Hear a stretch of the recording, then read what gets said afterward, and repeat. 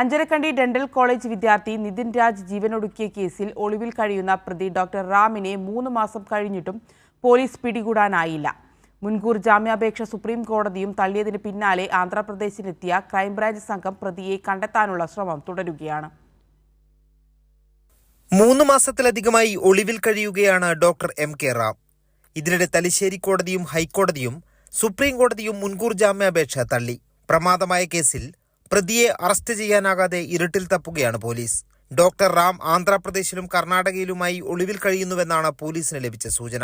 കഴിഞ്ഞ തിങ്കളാഴ്ച സുപ്രീം കോടതി മുൻകൂർ ജാമ്യാപേക്ഷ തള്ളിയതിന് പിന്നാലെ ക്രൈംബ്രാഞ്ച് സംഘം ബാംഗ്ലൂരുവിലും കർണാടക, തമിഴ്നാട് അതിർത്തിയിലും എത്തിയെങ്കിലും പ്രതിയെ കണ്ടെത്താനായില്ല. കഴിഞ്ഞ ദിവസം നിതിൻ രാജിന്റെ മാതാപിതാക്കൾ മുഖ്യമന്ത്രിയെ കണ്ട് അറസ്റ്റ് വൈകുന്നതിലുള്ള അതൃപ്തി അറിയിച്ചിരുന്നു. ഏപ്രിൽ 10-നാണ് 1-ാം വർഷ BDS വിദ്യാർത്ഥി നിതിൻ രാജ് ജീവനൊടുക്കിയത്.